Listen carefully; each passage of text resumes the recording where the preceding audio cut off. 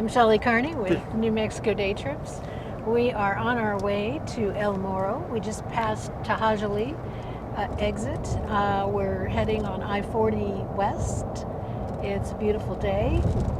The winds were pretty high yesterday, but today is much, much better. So we're glad that we waited till today to go. We are going to see El Morro, Inscription Rock, the Visitors Center, and the ruins of the Puebloans up on the mesa if we are strong enough to make it up the hill. We haven't been there yet, so we're not sure what the trail is like, but from what I've read, it's not that bad for a climb, for people who are able to walk and climb a little bit. I've actually seen photographs on Google Maps of people at the top, and they were at least as old as I was, if not more. So we got up early. We were going to bring the kids along, but they didn't feel like getting up early. Apparently they still have some teenager lethargy left around in their poor little bodies. So us old people are going to go, hit the trail and do this. And we're looking forward to it. I'm looking forward to it because we've been promising ourselves since we visited El Malpais that we were going to come back to El Morro. The difference between the two is that El Malpais is run by the BLM. The El Morro is run by the National Park Service. So we're going to have to be cautious with the drone. We will get some drone footage because we are planning to do a little bit of rock hounding, and we're going to look for an arroyo so that we can collect a sample of some pay dirt from another New Mexico arroyo. Yeah, we're heading into the hills and mountains of the area, so we should find some good arroyos below those mountains. Yeah, and there's load claims. There are load claims in that area. It's called Grants Ridge, and so we should have something there. We never know until we collect it and process it, but we're not far from El Malpais, which is the volcanic area. So. Yeah, a lot of activity. I mean, it's a well-known prospecting and rock hounding area. So, all right, that's all I got. We'll see you there.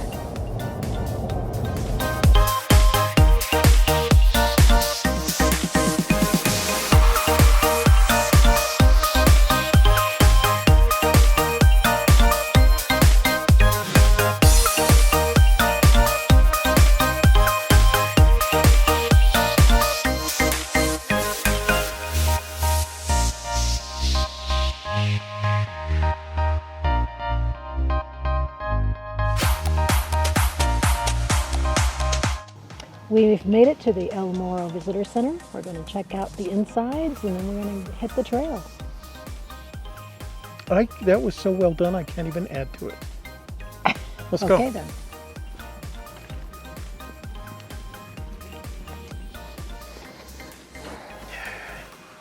It's a very nice visitor center, by the way. I don't know. I've already got pictures, but you can see the sandstone bluffs in the back there.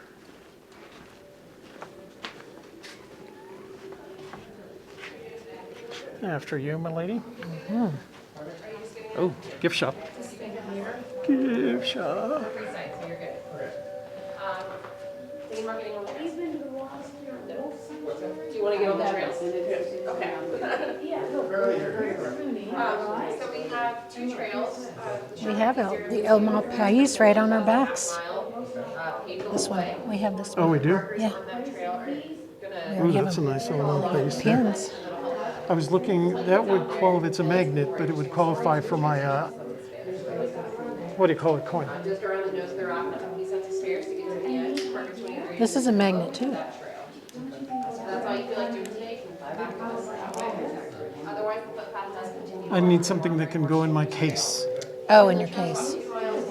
Oh, this is a pin. It says. I like this one. But this is a pin I could put in my vest. Okay. Oh, we need to get two of those. Oh, wait, those are El Malpais. Yeah. I don't know if they have an El Morro pin. What's this one say? Malpais. Huh. It says Malpais. That's what you're following across. across the top, it's generally pretty easy to follow. So the stairs will go on this one? Up or down, whichever way you decide to go.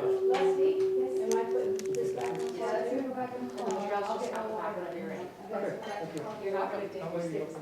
We are open until 5. You gotta be off the trail by 4:45. Pins or challenge coins? Pins. Are there any challenge coins?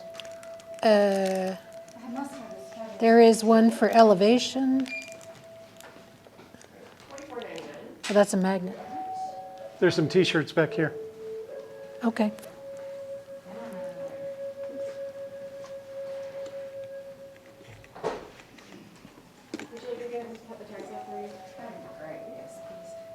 Would you like to keep the tags? Ah, El Morro. Even a Christmas ornament. The stamps are right over there. Books. Maps. Little bags, walking sticks.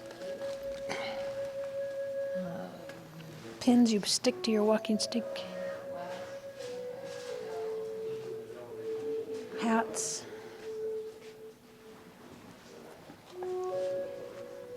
Ooh, cool. I know I say this every time, but I think one of these times I do have to get a... Look, it's the sheepies.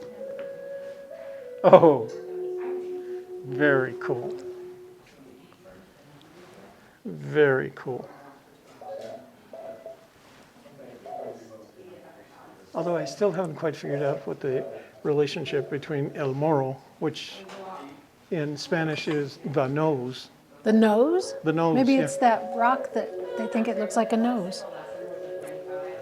Got sweatshirts, There's t-shirts in the back there. t-shirts. There's a nice one. Look at that one, second from the right. That looks very cool. Wandermore, that one? The one, El Morro National Monument. Oh, the turquoise one. Second from the right. The turquoise one. Second from the right. The long sleeve one. Yeah. Oh, I see. I'm going to go step out and shoot this out here.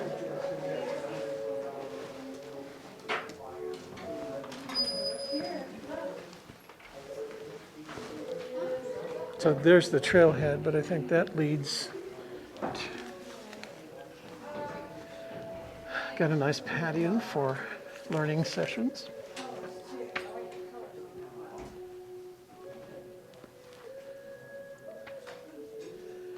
Beautiful sandstone bluffs in the back. Get a picture of that.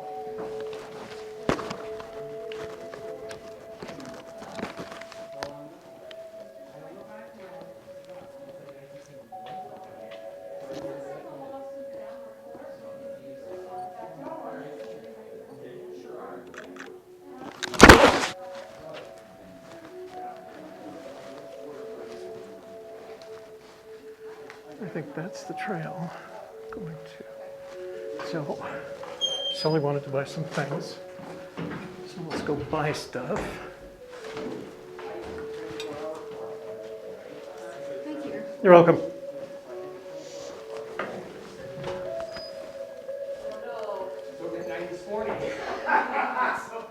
Oh, no.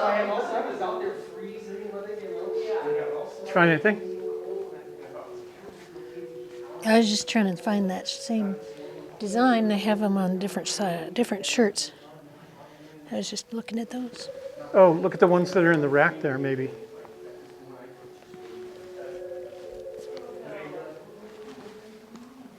Yeah, well, these are the same thing, only they're wrapped up. See, they have it in black. I was just seeing if they had Oh, it they in have a a different hoodie. color. There's hoodies of that one. That's the one we're looking for. See if they have a t-shirt. I am going to go get my discount pass. All I brought was my national park pass. Let me go get that. I'll I be right see. back. That's extra large. We're looking for just a large, not an extra large. I can go out and I can. It's got a tree.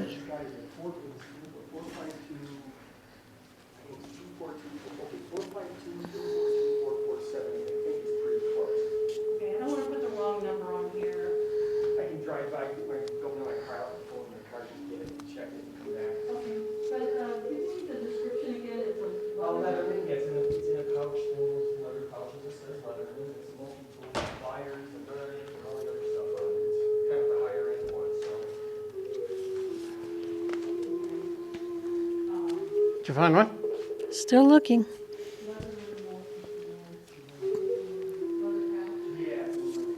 Can't find the right size. Maybe if I had two hands.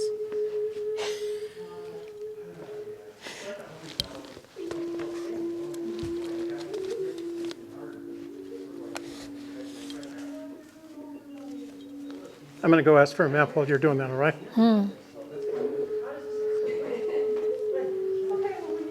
Hi. Hi, how are you? I have two questions. Do you have a map of the trails? Are you wanting something you can take with you? Because we do have trail guides that you are welcome to borrow.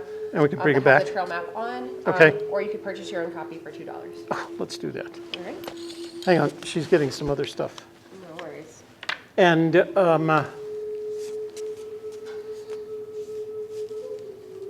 had another question. Oh, so El Morro in Spanish means, The bluff or the headland. oh, okay. In Spanish, it's what you call someone with a large nose. So if there was so I thought, well, I don't remember it having a, that's all right, never mind. Just.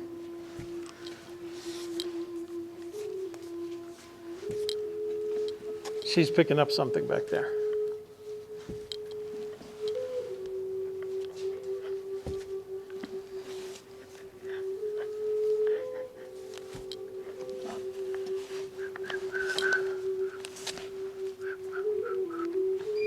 Did you find one? Not the right size. Oh, okay. It's either small or extra large.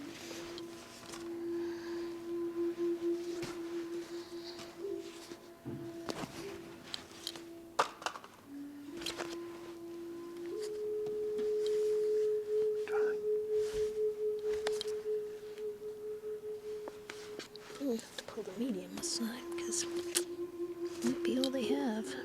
So here's some thoughts. So there's a museum here. We're going to take a walk through the museum. And they recommend that instead of ruin, you say dwelling. Instead of abandoned, you say left. Instead of anasazi, you say ancestral Puebloan. Instead of saying Indian, Native American, or indigenous.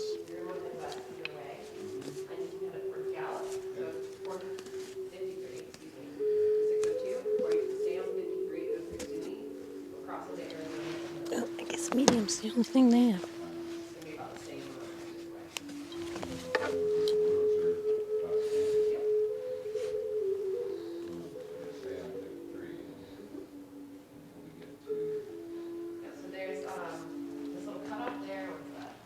Medium's as good as good as it gets. Medium? Yeah. All right.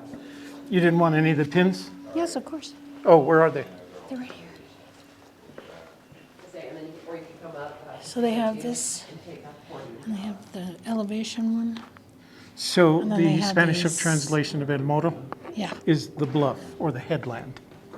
That's why they called it, as opposed to the nose. The nose. I like these. What do you think? Yep. Me too.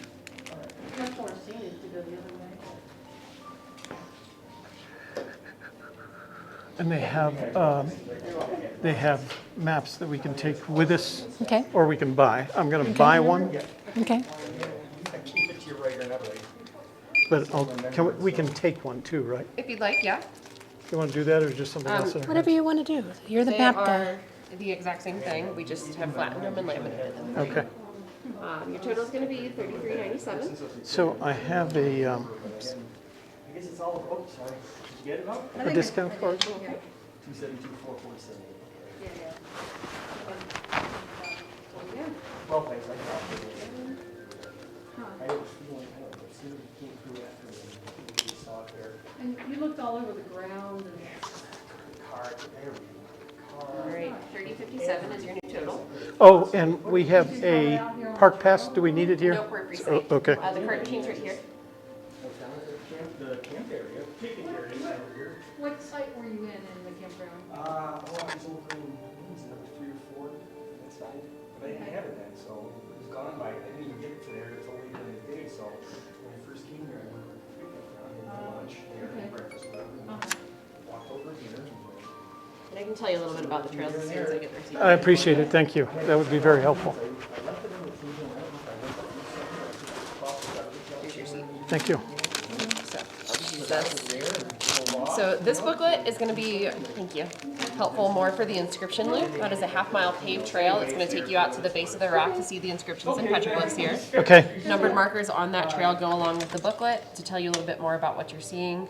Highlight some of the more interesting stories, gives you translations of some of the Spanish. things like and all of that's in here? It's the exact same Great. thing you've got right there. Okay, It does go around the nose of the rock and up a few sets of stairs to get to the end. Marker 23 is the end of the book, end of the trail. So if that's all you feel like doing today, you can turn around and come on back to us here.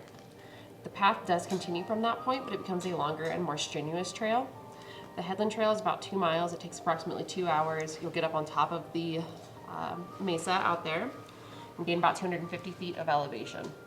And that's either by way of switchbacks, or if you'd like to go this way, it's about 130 stairs.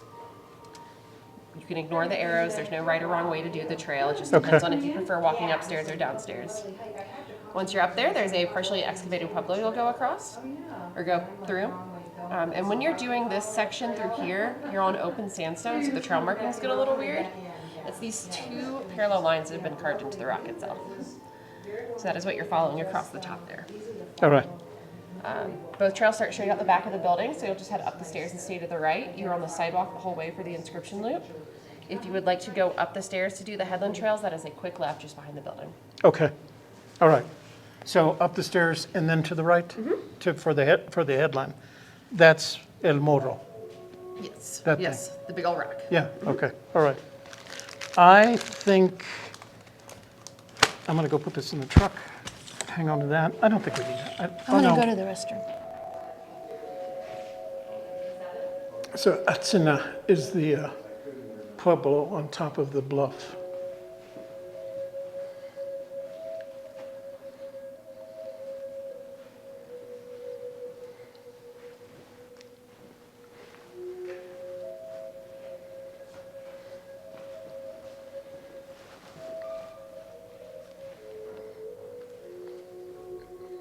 I hope you guys can't hear me eating my power bar.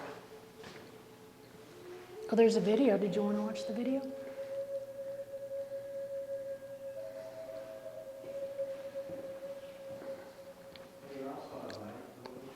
So after the Puebloans at Atsina up on top of the bluff left, they all moved into either Zuni or Acoma.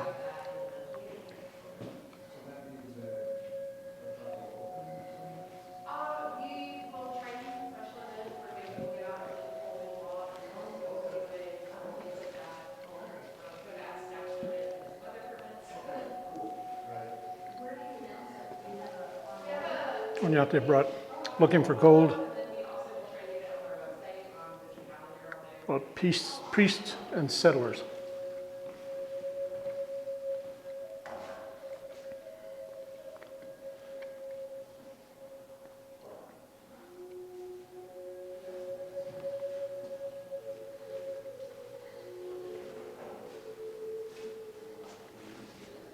There's a picture of Acoma Pueblo. We passed Acoma on the way here as you're driving on I-40.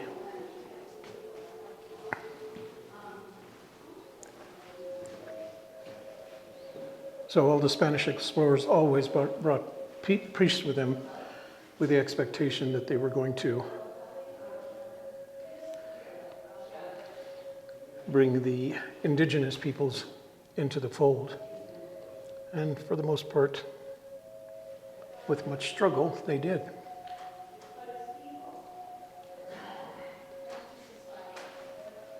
So the 1600s was a period during which the indigenous peoples were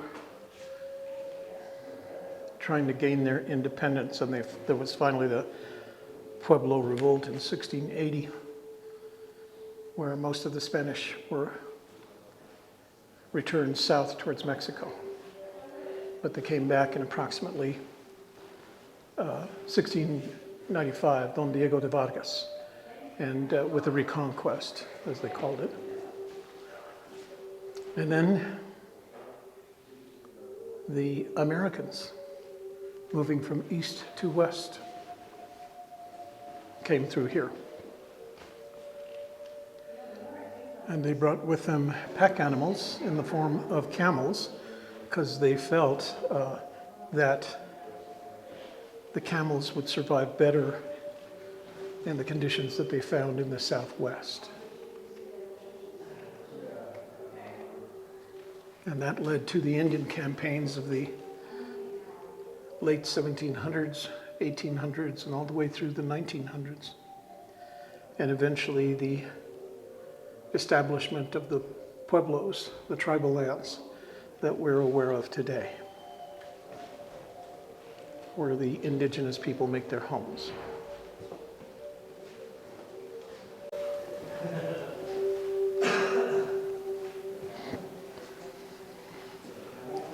You want to turn your camera off for a second? We'll watch the park film. If you like. I'd like that. So we are still at the Visitor Center of El Morro, and we're going to be heading up a trail here. The trail to the Inscription Rocks is to our right behind us, and you can see the headland also behind us. We're going to be heading in that direction in just a minute. After that, we'll make a decision about whether we're going to head up the, what's the other trail? To the top. To the top. There's two ways we can go around. One is a set of switchbacks on the backside of the bluff. The other one is a set of steps that will, if we decide to go, I think that's the route we'll take. All right? So we're going to turn the cameras off now because it's just, well, I guess you could walk along with us. What do you think? What do they say, 3/4 of a mile? I don't think we need both cameras on. All right. Do one. Let's leave my camera on because it has the microphones, and then we'll head over to the trail. Here we go. 2, right there. The changing landscape is most evident in the juniper trees that surround you. Though attractive and sweet smelling, the pinon juniper forest you see now only started creeping across the valley when grazing and then a century of fire suppression cleared its way. When the pueblos on the bluff were at peak population, approximately AD 1275 to 1350, much of the landscape around El Morro was high elevation grassland dotted with shrubs such as rabbit brush and salt bush. For the estimated 575 to 625 people who lived here, the water below was life-sustaining. At that time, ponderosa pine and oak grew on the north side of the rock, as they have for centuries. The pinon juniper community you see today is encroaching on the surrounding grassland, altering the historic landscape. National park managers are using a variety of methods such as thinning and pile burning to restore El Morro's environment. Before the days of interstates and automobiles, a journey from Albuquerque to Zuni, about 150 miles, typically took 9 or 10 days. Imagine the relief travelers must have felt when they reached this shady little oasis after walking or riding a horse for days across mountains, desert, and lava rocks. The water here was not just refreshing, it was at times a lifesaver. In the words of Captain Gaspar Perez de Villagra in 1598. Why travelers stopped at El Morro lies before you. For centuries, people found their way here to drink from these reliable waters. There is no spring. The pool is fed largely by rainfall in July, August, and September, and by melting snows. The black stripes that ribbon down the cliff face are the spillways, where water from the bluff's top funnels into the pool. When the pool is about 12 feet deep and holds about, that one's kind of something thousand gallons of water, it's got a hole in it. The pool never empties, but evaporation can shrink it from its banks until it is refilled by precipitation. You can imagine how word of this rare resource might have spread near and far, making El Morro an important rest stop for thirsty travelers. Ancient trade routes between pueblos depended on El Morro's water. Hundreds of years after the ancestral Puebloans moved on, Spaniards came by here. Antonio de Espejo's journal from 1583 gives us the first European record of a visit to what he called El Estanque del Peñal, the pool by the Great Rock, and marks the start of nearly 200 years of visits by Spanish travelers. 266 years after Espejo's visit, members of the United States Army surveyed the area for a new route west, beginning the next wave of visitors as part of America's westward expansion. Each group left small bits of their story inscribed in stone, reminding us that they stood by this pool just as you do today. I think we did it more comfortably. Probably. The Without pool, being attacked by anyone. the pool was rimmed by a sandbank in the early days, and people would walk or ride their horses around its circumference. In the 1920s, park managers deepened and dammed the pool to provide more water for area ranchers and their stock. In 1942, a heavy rockfall destroyed the dam and filled the waterhole. After removing 1,125 truckloads of rock, workers reinforced and lined the dam with concrete. This dam is what you are standing on today. Here it is. Number 5. Both women and men passed by El Morro, but very few women left their inscriptions. There it is. See it right there. Miss A. Bailey. Bailey was one of the exceptions. America Frances Bailey and her sister Amelia were part of a wagon party headed from Missouri to California in 1858. The group followed the route newly surveyed by the U.S. Army and at the time known as Beale's Wagon Road, which passed by El Morro. If America Bailey had known what she would encounter later in the journey, she may not have continued. Just east of the Colorado River, 800 Mojave Indians attacked the 60 Anglo travelers. The Mojave killed 9 and injured 17 while suffering 87 casualties themselves. The pioneering caravan retreated to New Mexico to wait out the winter in Albuquerque or Santa Fe. The Bailey sisters eventually made it to Fresno County, California. Now I get a picture.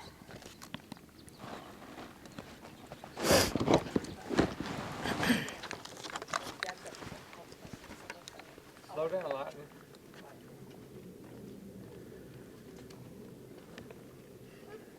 Both women and men pass El Morro from here to win the left inscription. Just like you say, you should see her name. You know, the sun is just at the right angle because it's casting enough of a shadow that it's picking up the Paper. carvings. Okay, number 6, petroglyphs. Petroglyphs cover the sandstone bluff, a testament to the many hundreds I got it. of years people have lived or stopped here. As you walk, you will see petroglyphs interspersed with inscriptions. Each group of travelers, American Indian, Spaniard, and Anglo, left its mark in its own way. Petroglyph makers incised or pecked into the sandstone. They incised the petroglyphs by pecking into the rock using an animal antler or harder rock called a hammerstone. Spaniards used daggers or horseshoe nails to inscribe their names and messages. Pioneers and other settlers along the trail of westward expansion probably used hammer and chisel, knives, nails, or other tools. Number 8. Oh, what 7. was 7? Was that the E. Penn Long? E. Penn Long of Baltimore, Maryland, chiseled this elegant-looking inscription. Long was a member of a U.S. Army expedition led by Lieutenant Edward F. Beale to find a wagon route from Fort Smith, Arkansas to the Colorado River. The group, which first passed by El Morro in 1857, was also testing the usefulness of camels in crossing the deserts of the Southwest. Though Beale wrote positively about the camels in his journals, the Army abandoned the experiment at the onset of the Civil War. Long and 2 other members of Beale's group probably made their inscriptions during a second visit to El Morro in 1859. Mr. Engel is in block print and Mr. Bryn in script. Engel was Beale's second in command. All right. We're at 8. Number 8. Peachy Breckenridge was the man in charge of the 25 camels used by Lieutenant Beale in 1857. After his work with Beale, Breckenridge returned to his home state of Virginia and fought in the Civil War. He was killed during a skirmish at Kennan's Landing, Virginia in 1863. 9. Many Spanish inscribers wrote paso por aquí, or pass through here. In Spanish, the inscription before you says, on the 25th of the month of June of this year of 1709, Ramon Garcia Jurado passed through here on the way to Zuni. From the time Ramon Garcia Jurado moved to New Mexico as a colonist in 1693 until his death at the age of 80 in 1760, he was witness and participant in the Spanish settlement of New Mexico. It is likely that he was on a campaign against the Navajos during his visit to El Morro in 1709. To the right of Garcia Jurado's inscription is a blackened inscription which translated reads, Pedro Ramiro passed through here on the 2nd of August, 1751. These inscriptions are examples of early well-intentioned but intrusive attempts at preservation work. Early park managers darkened the inscriptions with graphite, also known as number 2 pencils, so that they would be more visible and last longer. They ended this kind of preservation in the 1930s. Number 10. The last inscription from Spanish colonial times is by Andres Romero. He wrote, Andres Romero passed through here in the year 1774. Romero's visit was followed by turbulent times. Mexico gained independence from Spain in 1821. Then, following the U.S.-Mexican War from 1846 to 1848, the Treaty of Guadalupe Hidalgo ceded large areas of land from Mexico to the United States. This new land, the New Mexico Territory, opened the way for Americans, the last of the inscribers, to come through El Morro.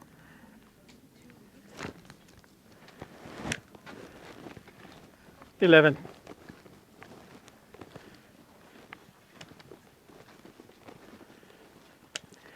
Notice the petroglyphs, particularly the bighorn sheep and the bear paw. Many petroglyphs depict animals that were once familiar fauna in the region. Their compelling shapes and actions invite us to pause and imagine why people may have pecked them into the bluff.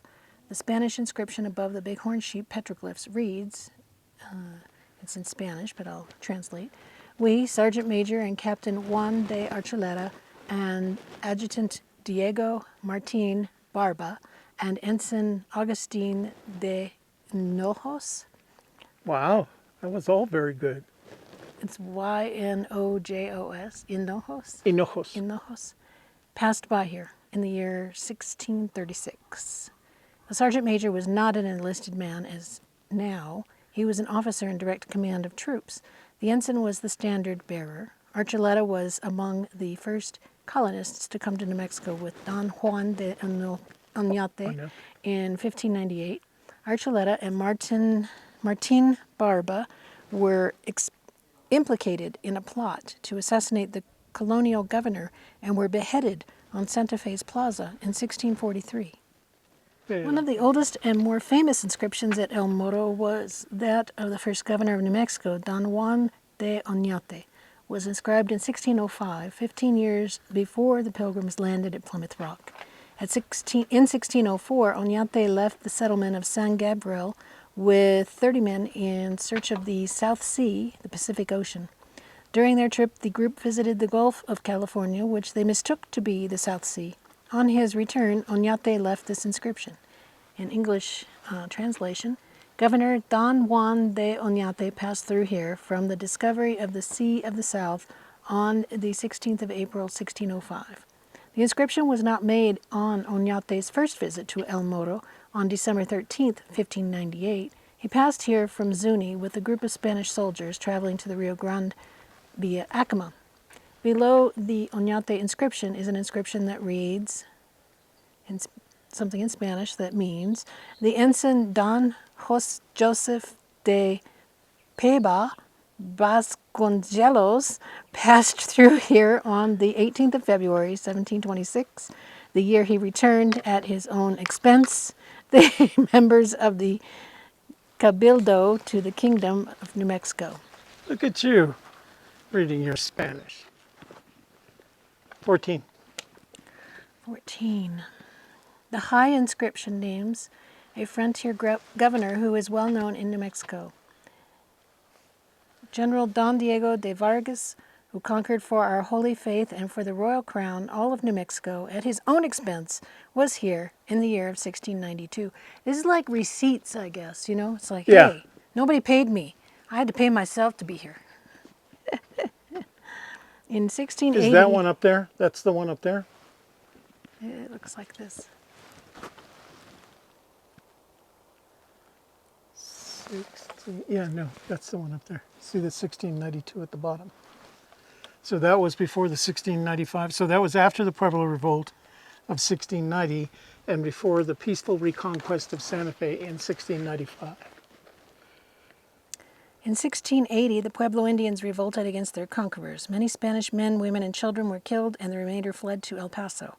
In 1692, newly appointed governor of New Mexico, Don Diego de Vargas, re-established Spanish control of the pueblos.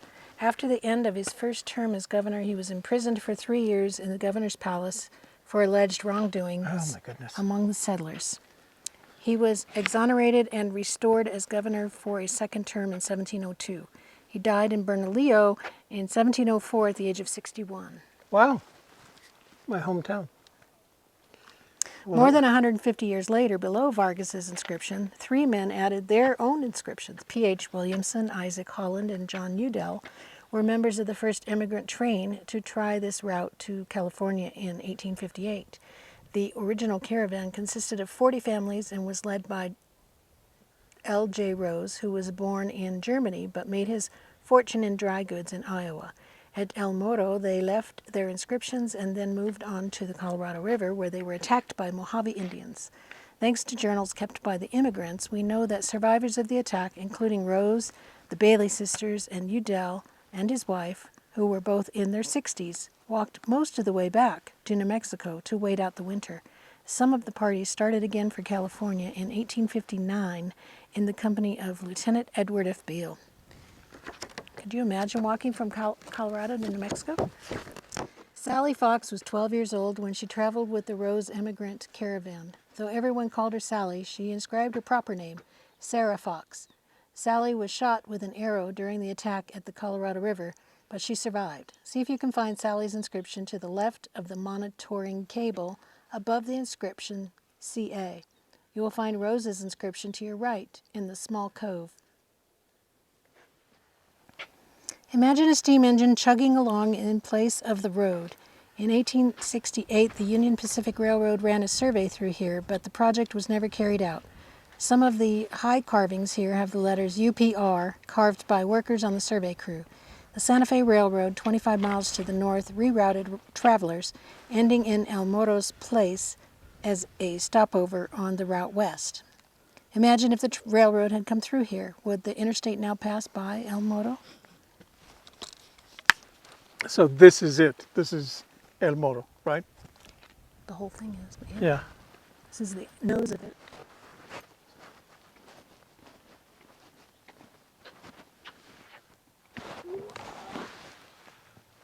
There's the top. Oh, there it is.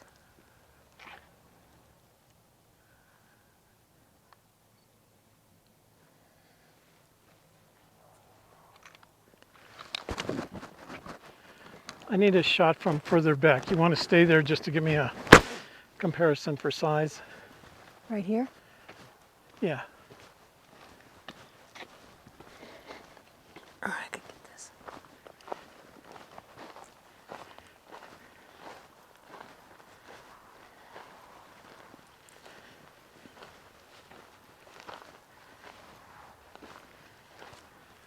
Uh-oh, Toby's gonna go off.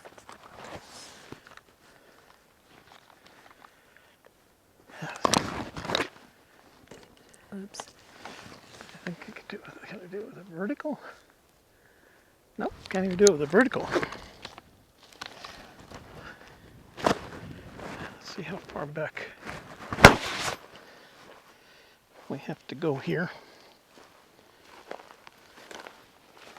Hopefully I don't step on any sleeping rattlesnakes.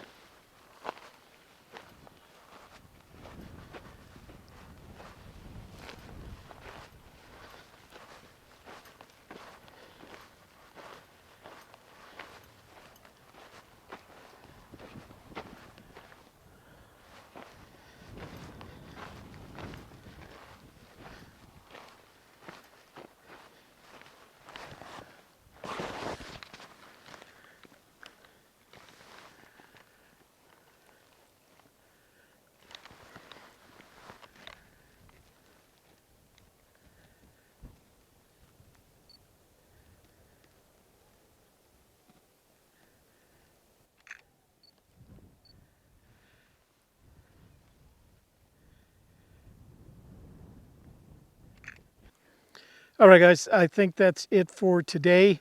We've got an hour drive back to I-25 and then another half hour to the location that we're going to go rock hounding at, and then an hour there. So it's getting us close to our time.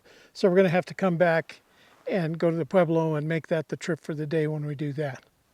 Yeah, and we saw the video of it, so we know what it looks like. It looks like a Pueblo ruins on the top of the cliff, and we've seen Pueblo ruins, so they're not very different, and it is quite the climb up. Yeah. It's at the top of that bluff that you saw. Yeah. So But we'll get back here. Yeah. By the time I get my bike riding in for the summer. popular place. Yeah, it's a very popular place, isn't it? Yep. Okay, off to rock hounding. Well, I don't know how much of that you're going to see, but that's where we're going. And then we're going to do some prospecting for gold. Okay, Woohoo. thanks for joining us today, guys.